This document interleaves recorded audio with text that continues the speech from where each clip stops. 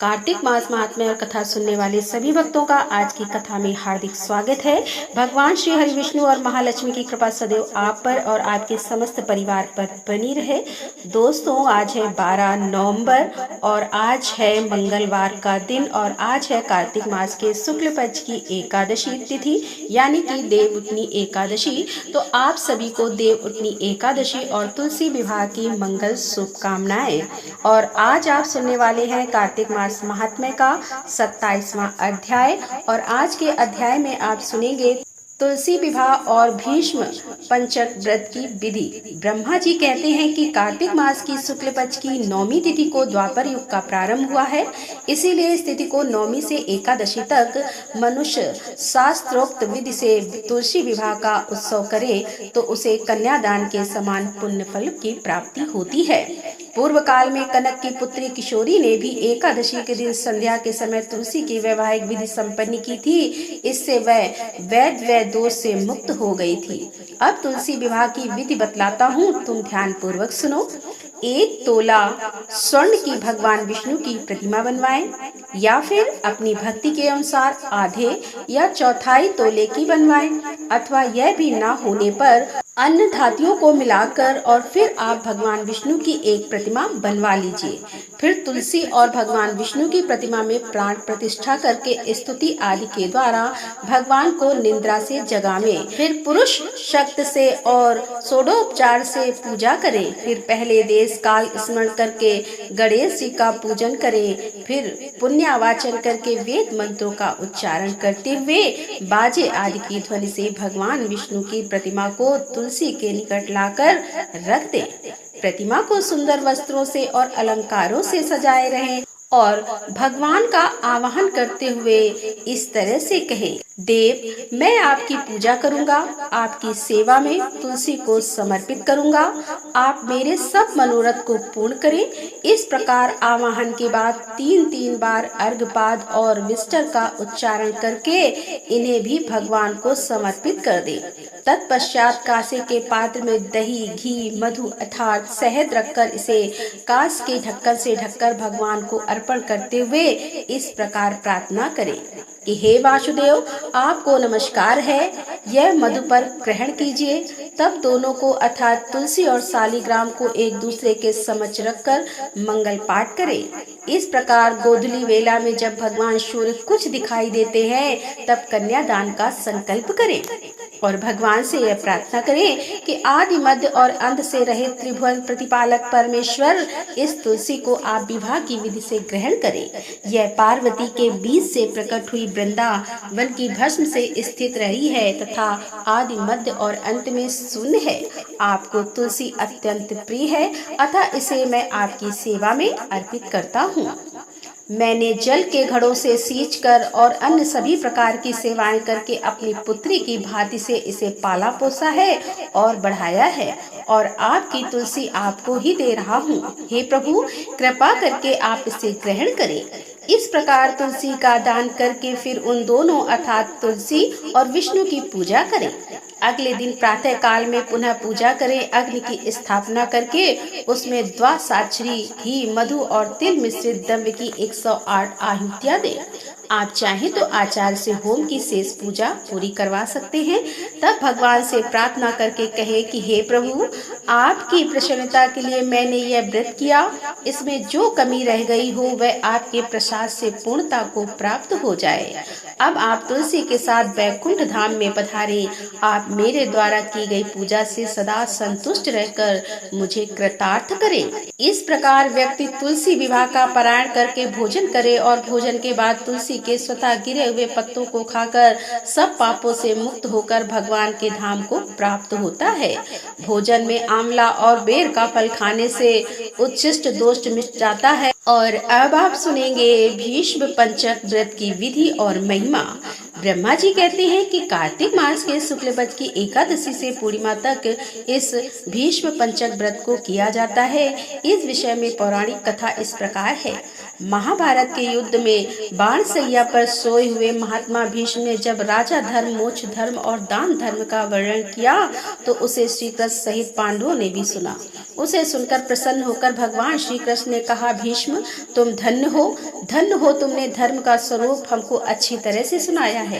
कार्तिक मास की एकादशी को तुमने जल पाने की याचना की है और अर्जुन ने बाण से पृथ्वी को वेदक गंगा जल प्रस्तुत किया है, जिससे तुम्हारे तन मन और प्राण संतुष्ट हो गए हैं। अतः आज से लेकर पूर्णिमा तक तुम्हें सब लोग अर्घ दान से तृप्त करें और मुझको प्रसन्न करने वाले इस भीष्म पचक नामक व्रत का पालन प्रतिवर्ष करते रहें।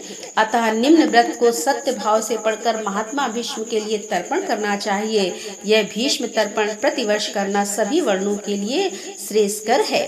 तर्पण करने से पहले इस प्रकार से प्रार्थना करें कि आज जन्म ब्रह्मचार्य का पालन करने वाले परम पवित्र सत्यव्रत पारायण गंगा नंदन महात्मा भीष्म को मैं अर्घ देता हूँ, जिनका व्यार्ध पद गोत्र है और संस्कृत प्रवर है। उन पुत्र रहित भीष्म वर्मा को मैं जल देता हूँ। अवतार शांत के पुत्र आज जन्म ब्रह्मचारी भीष्म को मैं अर्घ देता हूँ। जो मनुष्य पुत्र की कामना से स्त्री सहित भीष्म पंचक व्रत का पालन करता हुआ तर्पण और अर्घ देता है, वह 1 वर्ष के भीतर ही पुत्र प्राप्त करता है। इसमें कोई संचय नहीं है। यह महापुण्य व्रत महापातकों का नाश करने वाला है। अतः प्रत्येक भारतीय को प्रयत्न पूर्वक इसका अनुष्ठान अवश्य करना चाहिए। जो मनुष्य इस प्रकार से भीष्म जी के लिए अर्घ दान करता है, वह मोक्ष का भागी बन जाता है। अर्घ देने के उपरांत पंचगव्य सुगंधित चंदन के जल, उत्तम गंध और कुमकुम के द्वारा भक्ति पूर्वक सर्वव्यापी हरि श्री हरि का पूजन करें। भगवान श्री हरि के समीप अखंड दीपक जलता रहे। फिर देवादिदेव भगवान के लिए उत्तम नैवेद्य निवेदन करें। पूजा अर्चना और ध्यान नमस्कार के पश्चात ओम नमो भगवते वासुदेवाय इस मंत्र का 108 बार जाप करें। प्रतिदिन प्रातः और साय संध्या वंदन करके पूर्वता 108 बार मंत्र जप करके भूमि पर शयन करें और बुद्धिमान पुरुष ब्रह्मचर्य का पालन करते हुए पाप पूर्ण विचार मन में न लाएं। शाकाहार करें अथवा मुनियों से प्राप्त अन्न से निर्वाह करते हुए सदा विष्णु पूजन में तत्पर रहें। विधवाओं को मोक्ष सुख की कामना से यह व्रत करना चाहिए। पूर्णमासी आने पर ब्राह्मणों को भोजन कराएं और बछड़े सहित गौ का दान करें। इस प्रकार भलीभांति विधि विधान से व्रत को समाप्त करें। एकादशी से पूर्णिमा तक 5 दिनों का भीष्म पंचक व्रत समस्त भूमंडल में प्रसिद्ध है। अन्न ग्रहण करने वालों के लिए यह व्रत नहीं है, क्योंकि इन 5 दिनों में अन्न का निषेध है, अर्थात अन्न का सेवन नहीं करना है। इस व्रत का पालन करने से भगवान विष्णु सदैव सुफल प्रदान करते हैं। भीष्म पंचक व्रत की महिमा का उल्लेख पद्म पुराण में भी एकादशी से लेकर पूर्णिमा तक लगातार 5 दिनों में भगवान के समीप रात दिन दीपक जलाए रखे। प्रतिदिन 108 बार ओम नमो भगवते वासुदेवाय नमः इस मंत्र का जाप करें। प्रतिदिन साय काल में संध्या उपासना करके जप करते हुए व्रत पालन पूर्वक पृथ्वी पर शयन करें और एकादशी से भगवान विष्णु का पूजन करके उपवास रखें। फिर द्वादशी को व्रती पुरुष भूमि पर बैठकर मंत्र उच्चारण के साथ गोमूत्र का पान करे। त्रयोदशी को दूध पीकर रहे और चतुर्दशी को दही का भोजन करे। इस प्रकार से शरीर की शुद्धि के लिए 4 दिनों तक व्रत करके 5वें दिन स्नान के पश्चात भगवान केशव की पूजा करें और भक्ति भाव से ब्राह्मणों को भोजन कराकर उन्हें दक्षिणा दें। शाकाहार से निर्वाह करते हुए श्री कृष्ण के पूजन में संलग्न रहें। इसके बाद रात में पंचगव्य पान करके उसके बाद अन्न ग्रहण करें। इस प्रकार भली भांति व्रत करने से मनुष्य को शास्त्रोक्त फल की प्राप्ति होती है। इस भीष्म पंचक व्रत का अनुष्ठान करने से प्राणी परम गति को प्राप्त होता है। यह व्रत आरोग्य और पुत्र प्रदान करने वाला तथा महापातकों का नाश करने वाला व्रत पद्म पुराण में बताया गया है। ओम क्रीम कृष्णाय नमः। कार्तिक मास महात्म्य का 27वां अध्याय समाप्त हुआ और अब आप सुनेंगे कार्तिक मास की कहानी। और कार्तिक मास की कहानी में आज आप सुनने वाले हैं भीष्म पंचक व्रत की कथा। एक समय राजा परीक्षित ने महात्मा व्यास जी से पूछा कि हे भगवान, हमें कार्तिक मास की कथा आपने सुनाई, लेकिन एकादशी से लेकर पूर्णिमा तक इन 5 दिनों को भीष्म पंचक क्यों कहा जाता है? इस संबंध में हम आपसे जानना चाहते हैं और इन 5 दिनों के व्रत करने वाले को क्या लाभ होता है, यह भी हमें कृपा करके बतलाइए। महात्मा व्यास जी ने कहा कि हे परीक्षित सुनो, कुछ समय पहले कानपुर में बहुत ही निर्धन सोमेश्वर नाम का एक ब्राह्मण रहता था। उसका शरीर बहुत ही कमजोर था, परंतु वह भगवान विष्णु का भक्त था। मास में वह रोज गंगा स्नान करता। कार्तिक मास में वह रोज गंगा स्नान करता और भगवान विष्णु का पूजन करता। पर एक दिन वह शरीर से पीड़ित होते हुए भी गंगा स्नान करने गया, परंतु उसके घाटों की सीढ़ियां उतरी नहीं जाती थी। लेकिन किसी तरह उतर कर वह गंगा जी तक पहुंच ही गया और गंगा स्नान करके वहीं पर बैठकर संधि उपासना करने लगा। वहीं पर वृद्ध ब्राह्मण के रूप में भगवान अपने भक्त पर कृपा करने के लिए बैठे हुए थे। भगवान ने ब्राह्मण को बड़े कष्ट में देखकर पूछा कि हे ब्राह्मण, तुम्हारी स्थिति तो स्नान करने की भी नहीं है, फिर भी तुम ऐसी अवस्था में स्नान करने के लिए आए हो। कहो क्या चाहते हो। भगवान के ऐसे वचन सुनकर वृद्ध ब्राह्मण ने कहा कि हे भगवान, मैं बहुत गरीब ब्राह्मण हूँ, इसी से लोगों में अपमानित होता हूँ, इसी कारण मैं हमेशा परेशान रहता हूँ। यदि आप कोई उपाय बता सकते हो तो मैं आपकी अपने ऊपर दया समझूंगा। ब्राह्मण के ऐसे वचन सुनकर भगवान रूपी ब्राह्मण ने कहा कि हे ब्राह्मण, सुनो, यह कार्तिक का महीना चल रहा है।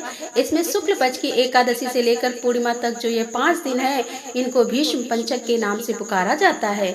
इन 5 दिनों में तुम गंगा के पुत्र भीष्म की पूजा करो, महात्मा भीष्म को जल दान दो और गंध अक्षत पुष्प से उनका पूजन करो और भगवान विष्णु की पूजा तुलसी पुष्प आदि से करो। इससे तुम्हारा सब कष्ट दूर हो जाएगा और तुम अंत में विष्णु लोक में निवास करोगे।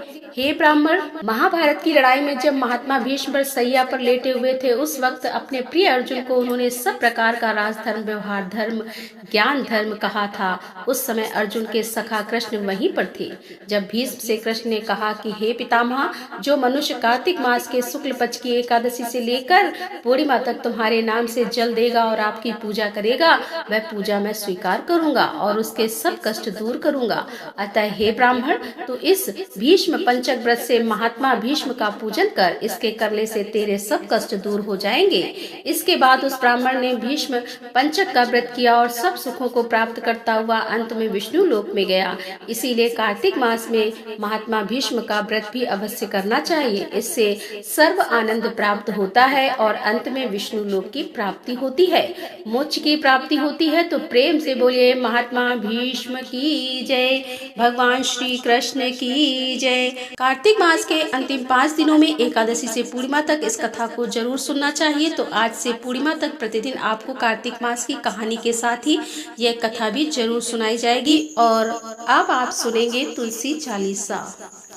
श्री तुलसी महारानी करूं विनय सिर नाय, जो मम हो संकट बिकट दीजे मात नसाय। नमो नमो तुलसी महारानी, महिमा अमित न जाए बखानी। दियो विष्णु तुमको सन्माना, जग में छायो सुवस महाना। विष्णु प्रिया जय जयति भवानी, तिहु लोक की हो सुख खानी। भगवत पूजा करे जो कोई, बिना तुम्हारे सफल न होई। जिन घर तब नहीं होए निवासा, उस पर करई विष्णु नहीं बासा। करे सदा जो तब नित सुमिरन, ते के कारज होए सब पूरन। कार्तिक मास महात्म्य तुम्हारा, ताको जानत है सब संसारा। तब पूजन जो करे कुंवारी, पावे सुंदर वर सुकुमारी।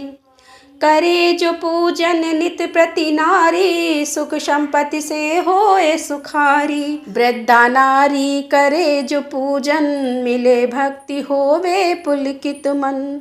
श्रद्धा से पूजे जो कोई, भवनिधि से तर जावे सोई। कथा भागवत यज्ञ करावे, तुम बिन नहीं सफलता पावे। छायो तब प्रताप जग भारी, ध्यावत तुम्हीं सकल चित धारी। तुम ही मात यंत्रन तंत्र में, सकल काज सिद्ध होवे क्षण में। औषध रूप आप हो माता, सब जग में तब यश विख्याता।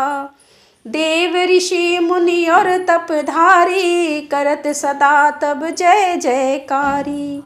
वेद पुराण तब यश गाया, महिमा गम पार नहीं पाया। नमो नमो जय सुख कारिणी, नमो नमो जय दुख निवारणी। नमो नमो सुख संपत्ति देनी, नमो नमो अघ काटन छेनी। नमो नमो भक्तन दुख हरनी, नमो नमो दुष्टन मद छेनी। नमो नमो भव पार उतारनी, नमो नमो परलोक सुधारनी। नमो नमो निज भक्त उबारिन, नमो नमो जन काज सवारनी। नमो नमो जय कुमति नशावनी, नमो नमो सुख उपजावनी। जयति जयति जय तुलसी माई, ध्यावत तुमको शीस नवाई। निज जन जानि मोहि अपनाओ, बिगड़े कारज आप बनाओ। करूं विनय मैं मात तुम्हारी, पूर्ण आशा करहूँ हमारी। शरण चरण कर जोरी मनाऊं, निस दिन तेरे ही गुण गाऊं। करऊं मात अब मोह पर दया, निर्मल होए सकल मम काया। मांगू मात यही बर दीजे, सकल मनोरथ पूर्ण कीजे। जानू नहीं कुछ नेम अचारा, क्षमहु मात अपराध हमारा। 12 मास करे जो पूजा, ता सम जग में और न दूजा। प्रथम ही गंगा जल मंगवावे, फिर सुंदर स्नान करावे। चंदन अक्षत पुष्प चढ़ावे, धूप दीप नैवेद्य लगावे। करे आचमन गंगा जल से, ध्यान करे हृदय निर्मल से। पाठ करे फिर 40 की, स्तुति करे मात तुलसा की। ये विधि पूजा करे हमेशा, ताके तन नहीं रहे कलेसा। करे मास कार्तिक का साधन, सोवे नित पवित्र हुई जाई। यह कथा महासुखदाई, पढ़े सुने सो भव तर जाई। तुलसी मैया तुम कल्याणी, तुम्हारी महिमा सब जग जानी। भाव न तुझे मानित ध्यावे, मागा कर माँ तुझे रिझावे। ये श्री तुलसी 40 पाठ करे जो कोय, गोविंद सो पल पावहीं, जो मन इच्छा होय। बोल तुलसी मैया की जय, बोल सच्चे दरबार की जय।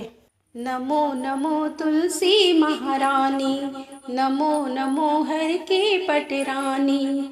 धन तुलसी पूरण तब कीनो, धन तुलसी पूरण तब कीनो। शालिग्राम की बनी पटरानी, नमो नमो तुलसा महारानी। नमो नमो हर की पटरानी। जाके पत्र मंजरी कोमल, जाके पत्र मंजरी कोमल। श्रीपति कमल चरण लपटानी, नमो नमो तुलसा महारानी। नमो नमो हर की पटरानी।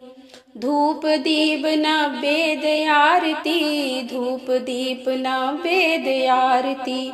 पुष्पन की वर्षा बरसानी, नमो नमो तुलसा महारानी। नमो नमो हर की पटरानी।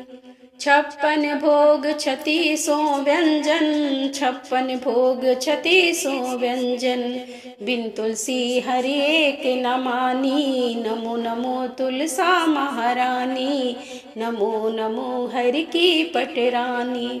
सभी सखी मैया तेरे यश गावे, सभी सखी मैया तेरे यश गावे। भक्ति दान दीजे महारानी, नमो नमो तुलसी महारानी। नमो नमो हर की पटरानी। नमो नमो तुलसी महारानी। नमो नमो हर की पटरानी। बोल तुलसी मैया की जय। तो दोस्तों ये थी आज की वीडियो। यदि वीडियो पसंद आई हो तो वीडियो को लाइक करें और ज़्यादा से ज़्यादा अपने फैमिली फ्रेंड्स के साथ में इस वीडियो को शेयर करें। तो मिलते हैं अगले वीडियो के साथ, तब तक के लिए राधे राधे, जय श्री कृष्णा, हर हर महादेव, जय भोलेनाथ की।